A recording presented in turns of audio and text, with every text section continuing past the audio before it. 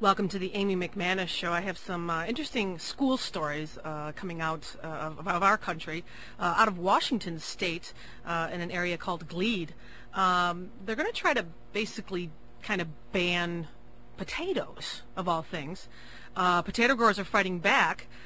Basically, the school officials and the nutrition experts in Glebe and the school district are saying that potatoes are not healthy and we need to choose different vegetables.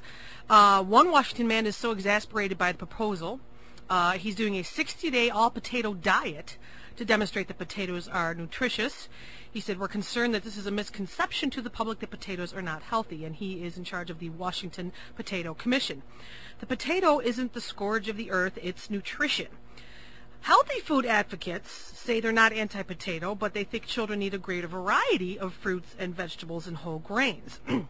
Diane Pratt-Heavner, spokeswoman for the School Nutrition Association, says the potato is the most common vegetable. My impression is that the goal is to increase the amounts of fruits, vegetables, and whole grains. I don't believe anyone is specifically attacking the potato. With that in mind, the Institute of Medicine, the healthcare arm of the National Academy of Sciences, is recommending that the U.S. Department of Agriculture stop participants of the federal Women, Infants, and Children program, that's WIC, from buying potatoes with federal dollars. They're also calling for the USDA-backed school lunch programs to limit the use of potatoes. Under an interim rule, the USDA agreed to bar WIC participants from buying potatoes with their federal dollars until they continue the investigation. Potatoes aren't the only vegetable not allowed. Apparently there's some issues with some fruits as well, such as whether ketchup is a fruit, is a tomato. Next year, the agency is going to roll out a final rule on the WIC program, which last year served 9.3 million children and pregnant and breastfeeding women considered at risk for malnutrition. So now we're going to have the USDA telling us that we should not eat potatoes, and all these women who've been buying potatoes and potato products with their WIC and their food stamps are not going to be able to do so. Nice. I don't think the issue is the potato. I think it's the frying and the chips and everything else. But I mean, as an Irish woman, I was always told that the potato is the perfect food, but not according to the USDA. Also, another school in Washington, D.C. Is not only offering their students breakfast and lunch and an after-school snack, they're also going to make the students dinner. They say they're taking a burden off of parents. They're serving dinner at school in Washington, D.C., and they're getting positive feedback and say the kids are going to enjoy the food. Chef Edward Kwiatkowski said that he is in charge of whipping up healthy dinners as part of this new program to provide 3 healthy meals a day at school. We're cooking from scratch, and we're cooking from local produce. Oh, that's always so important. And definitely low-fat cooking, of course. It's not going to be the muffin or the bagel or the sandwich. It's all these home-cooked meals for dinner. A 4th grader says it's good and it's healthy and he's enjoying it. 13 states serve 3 meals a day at school to the tune of $5.7 million, and they're reaching 10,000 kids a day at their schools. 25% of the student population is actually partaking in dinner programs across the country. What they're saying is that for many of the kids, that healthy lunch they're getting at lunch may very well be their last healthy meal of the day. So they're offering them dinner, so that now their dinner is their last healthiest meal of the day. But I don't understand how we can have such an obesity problem in America, especially in inner cities and poor rural areas where obesity is such a problem with children. But apparently the claim is that they're not getting enough food. So nanny state getting even more extension here with governments feeding our children not just breakfast and lunch, but now dinner as well.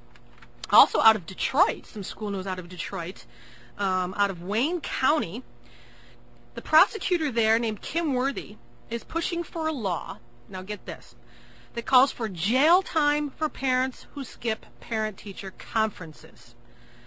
She pitched her plan this past week to the Detroit City School Council, and is going to bring it to the Wayne County Commission and the state legislature. She's drawing a link between parental involvement and youth crime, and she wants some other sponsors to help guide this idea into law. Her plan would require that parents attend at least one conference per year or face 3 days in jail. Parents of those excelling in school would be exempt, as would those who have health issues, which makes traveling difficult and such.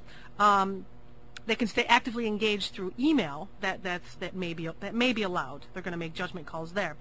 We have to find any means necessary to get parents involved, she said. We have to start talking about prevention. Some children don't have a chance the day they are born. Wow. She says she prefers a statewide law rather than these local laws, but is willing to start with the city or countywide laws.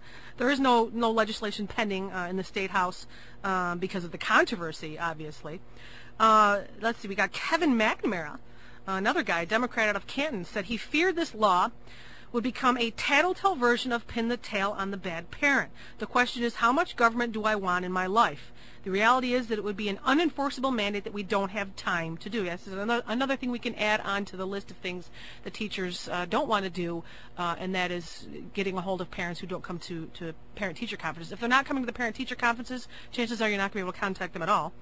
You cannot legislate parental involvement, he says. If the law forces parents to go, what will it do other than fill up a room with parents who don't even want to be there? Yeah, I can agree with him on that.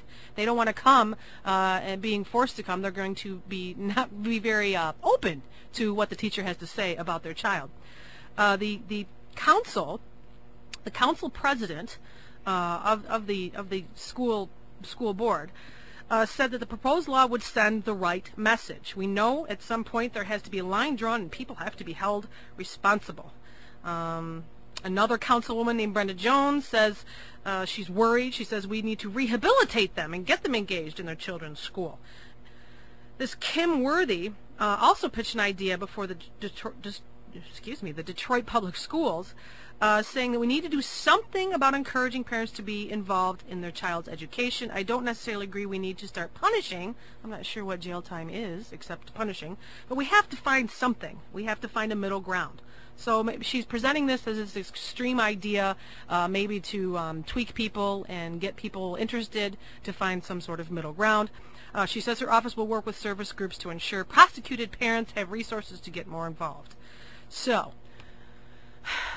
make sure you go to all those parent-teacher conferences, or else you'll be in big trouble.